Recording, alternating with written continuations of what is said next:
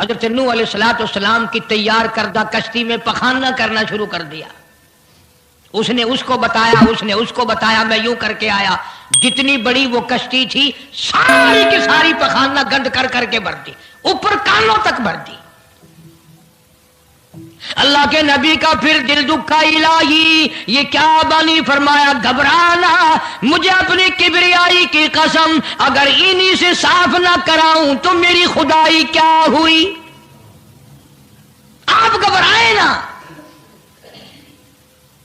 عورتیں پخانہ کرنے جا رہی ہیں، چلو چلو چلو. نبی کی وہ ہے نا جو یوں کہتا پھرتا ہے، یہ اس کی کشتی ہے، اس میں چل کر پخانہ کر کے آئیں گے. عورتیں آ رہی ہیں، مرد آ رہے ہیں، جوان آ رہے ہیں، بوڑھے اور سمجھا رہے ہیں. ہمیشہ رواج اور رسم کے بارے میں اور شرک یا باتوں کے بارے میں نوجوانوں کو بوڑھے سمجھایا کرتے ہیں. نئی باتوں پہ نہ لگنا، ہمارا پرانا زمانہ یاد رکھنا، ہمارے باپ دادا یوں کیا کرتے تھے. اللہ تو بڑا بے نیاز ہے. پوری قوم میں خارش کی بیماری پیدا کر دی اللہ پاک جل شانہ نے. عورتوں کو کھجلی، مردوں کو کھجلی، آگے سے پیچھے سے ہر وقت کھجاتے پھر رہے ہیں، ہر وقت کھجا رہے ہیں، خارش کر رہے ہیں. اور باوجود اس عذاب میں گرفتار ہونے کے ایک بوڑھا جو اس کشتی میں بھری ہوئی کشتی میں بھی پھر بھی پخانہ کرنے گیا. پرانا پیپا تھا نا، ہٹا ہی نہیں. چلو یوں تو تسلی کرنی تھی کہ اب تو بھر گئی، اب تو جانے دوں. کنارے پہ بیٹھ کے پخانہ کیا، کمزور جان تھی، اٹھنے جو لگا دھڑام سے اس کے اندر ہی گر گیا. اب وہ ساری جان کو جو لبڑ گیا، ساری جان جو سن گئی، خراب جو ہو گئی، جہاں جہاں پخانہ لگا وہاں سے کھجلی ختم ہو گئی. کشتی کے کنارے پہ کھڑا ہو کر کے بوڑھا آواز دینے لگا، اے میری قوم کے لوگوں آ جاؤ، کھجلی کی دوا مل گئی، خارش کی دوا مل گئی. انہوں نے کہا جی بابا جی کیا دوا؟ یہ گولی ہے، کیپسول ہے، ٹکے؟ انہوں نے کہا یہ جو کشتی میں موجود ہے نا یہ. انہوں نے کہا یہی دوا ہے، دیکھ لو میری جان کو جہاں جہاں لگ گئی وہیں سے دوا، خالی کھجلی ہٹ گئی، خارش چلی گئی، باقی جگہ میں نے اٹھا اٹھا کے ملا ہے. پڑ گئی قوم. وہ بیوی کو بلانے جا رہا ہے، وہ بھائی کو بلانے جا رہا ہے، باپ بیٹے کو بلا رہا ہے، جلدی آ جاؤ دوائی ختم نہ ہو جائے. پڑ گئی خلقت خدا کی، دوڑ رہے ہیں، بھاگ رہے ہیں، برتن لے کے آ رہے ہیں کہ میں مل کے آؤں گا، اماں کے لیے لے کے آؤں گا.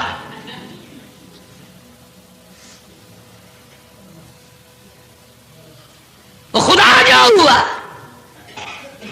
یہاں تک لکھا مفسرین نے کہ گھڑیوں کی گھڑیوں میں سارا اٹھا کر لے گئے، پھر جب نہیں ملا کشتی دھو دھو کر پینے لگے، اور جو پیوے اسی کی خارش ختم، جو ملے اسی کی کھجلی ختم.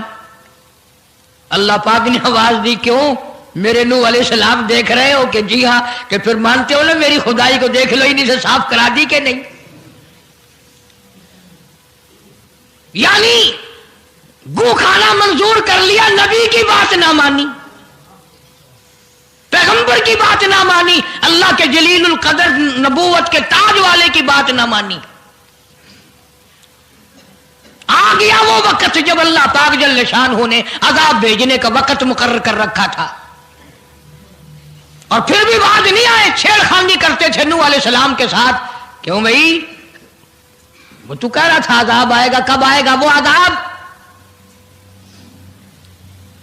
جدھر سے گزرتے ہیں نوح علیہ السلام لوگ چھیڑ خانی کرتے ہیں. تو کہتا تھا عذاب آئے گا، عذاب آئے گا، اب تک تو آیا نہیں. انتظار کرتے کرتے ہمارے سبحان بال ہو گئے، وہ آئے گا کب؟ اللہ کا پاک پیغمبر نوح علیہ السلام روتی روتی گزر جاتے. اللہ کی قہر کو دعوت نہ دو، پناہ مانگو، توبہ کرو. انہوں نے کہا جا جا جا کے لے عذاب جو سا لاتا، ہم نہیں ڈرتے. عورتیں چھیڑ خانی کرتی تھی، مرد کرتے تھے.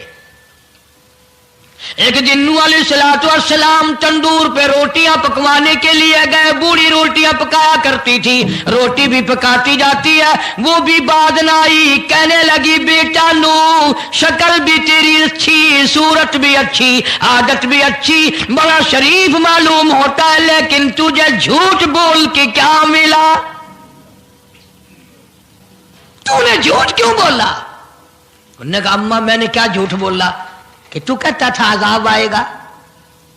ذہنیت دیکھو, تو کہتا تھا عذاب آئے گا, وہ آیا تو ہے نہیں. اللہ کے نبی کی آنکھوں میں آنسو آ گئے. فرمایا مائی اللہ سے پناہ مانگ, اللہ کی عذاب سے پناہ مانگ, وہ اس پہ قادر ہے, وہ اس پہ بھی قدرت رکھتا ہے. تیرے اس تنور میں سے پانی ابل پڑے,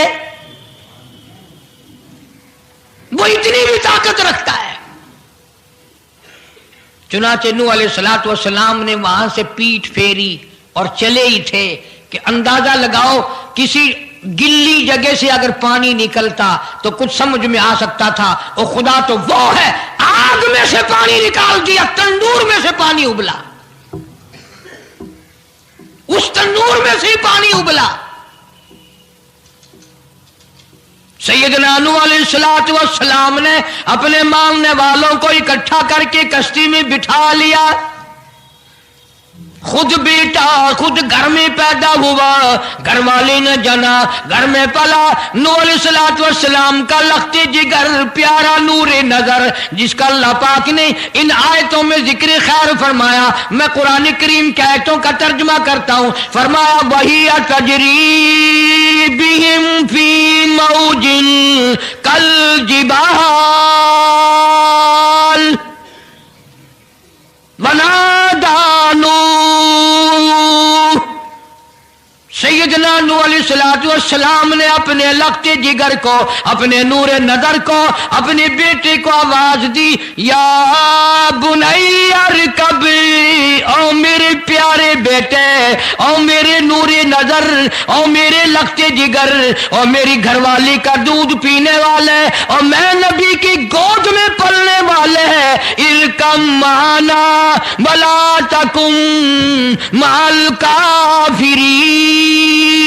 آ جا, ایمان والوں کی کشتی میں سوار ہو جا, میں نبی کے ساتھ لگ جا, میری بات مان جا.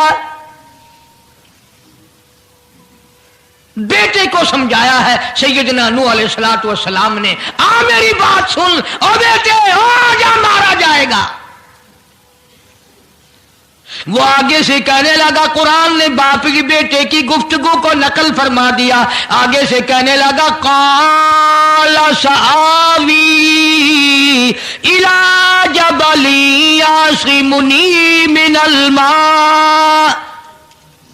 او میرے ابا, مجھے پانی سے نہ ڈرا, مجھے سیلاب سے نہ ڈرا, مجھے طوفان سے نہ ڈرا. یہ تھوڑے اونچے اونچے پہاڑ ہیں, میں پہاڑیوں پہ چڑھ بیٹھوں گا, میں پہاڑی پہ چڑھ کے بیٹھ جاؤں گا. کیا کرے گا میرا پانی, سیلاب میرا کیا بگاڑے گا, یہ تھوڑی اونچی پہاڑی ہے. اللہ کے نبی نے پھر جواب دیا, او بیٹے تو نہیں جانتا, قال لا عاصم اليوم من امر اللہ الا من رحم.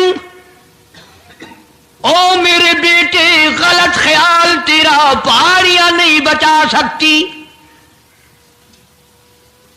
اونچائی بلندی اس کے عذاب سے نہیں بچا سکے گی, الا من رحم. آج تو وہ بچے گا جس کو وہ اپنی رحمت کی چادر اڑا دے گا. وحال بینہم الموج فکان من المغرقین.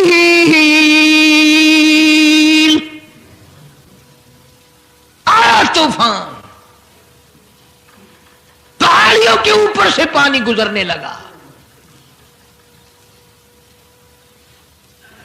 سیدنا نوح علیہ الصلوۃ والسلام کشتی میں ہیں, ان کے ماننے والے کشتی میں ہیں.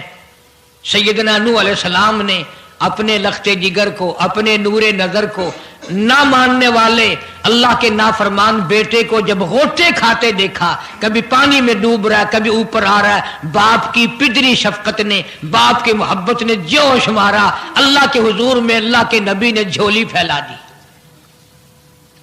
इसीलिए कहा करता हूं वो बड़ा बेनियाज है। और अंदाजा तो लगाओ, जिसके नाम के लिए 950 बरस मार खाई, 950 साल उस अल्लाह के नाम पर मार खाई, उसका पैगाम पहुंचाया, उसके नाम की तबलीग की, एक बेटे का सवाल कर दिया तो क्या हो गया? और यह बात भी तो है, औलाद की मोहब्बत भी तो माँ बाप के दिल में अल्लाह ही ने डाली है, अल्लाह ने कायम की है, अल्लाह ने रखी है। यह कौन सी अपनी बस की बात है? अल्लाह के नबी ने अगर एक बेटे का सवाल कर ही दिया तो क्या हो गया?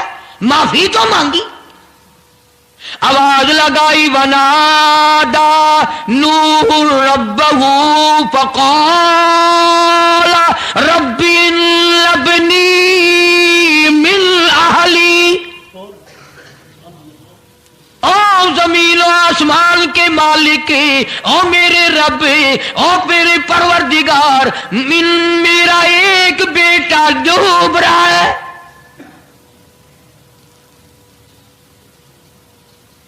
वइन्न वादकल हक़ व अंत अहकमुल हाकिमीन।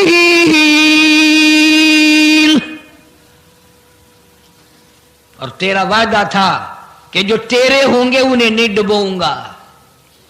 ये मेरा बेटा, मेरी बीवी ने जना, मेरी बीवी का दूध पीता रहा, ये मेरे सामने डूब रहा। मेरे अल्लाह,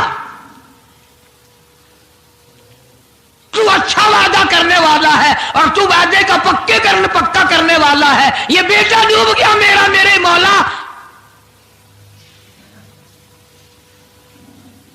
तो चाहिए तो ये था कि आवाज आती, चलो तुमने हमारे नाम के लिए इतने दिनों मार खाई, पैगंबरी निभाई, नबूवत का मिशन तुमने पूरा किया, हम एक तेरे बेटे को बचा ही देते हैं।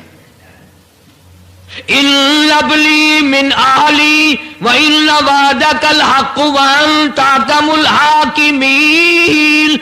आवाज आती है, क़ाल या नूह, ओ नूह इन्नहु लैसा मिन अहलिक। ये तेरा है ही नहीं, तेरा नहीं है ये। इलाही कैसे नहीं है मेरा? मेरी बीवी के पेट से पैदा हुआ, मेरी पुष्ट से पैदा हुआ, मेरे नुत्फे से पैदा हुआ, मैंने इसको गोद में पाला, मैंने इसको गोद में खिलाया, मैंने इसको कंधे पे उठाया। मैं पहचानता हूं ये मेरा है, मेरा है, ये मैं इसका अब्बा हूं, ये मेरा बेटा है। आवाज आई, नूह जुबान रोको, इन्नहु अमलुन गैरु सालिह, और इसके अमल और है, तेरे अमल और है। यह मेरी रहमत से बड़ा दूर है, यह मेरी रहमत से इतना दूर है, इतना दूर है कि इन्नहु लैसा मिन अहलिक इन्नहु अमलुन गैरु सालिह। और अगली बात जो, अगर आप अरबी समझते ना, खुदा की कसम जिगर फट जाता। मैं मानता हूं तुम्हारे अंदर ईमान की दौलत है, ईमान का शोला है, ईमान का नूर है। तुम अगर अरबी समझते, कलेजा चिर जाता। अल्लाह पाक ने फरमाया, ओ मेरे नूह, ओ मेरे नबी, खबरदार, अगर तुमने दोबारा इस बेटे का नाम लिया, ताजे नबूवत उतार लूंगा।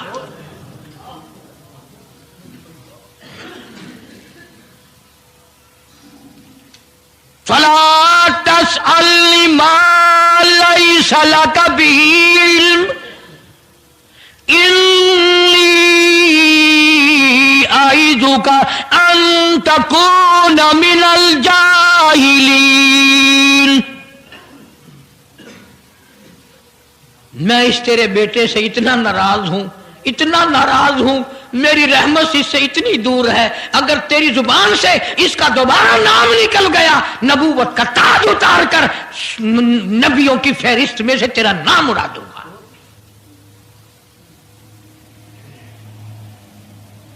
सारी बातों का हल हो गया कि नहीं?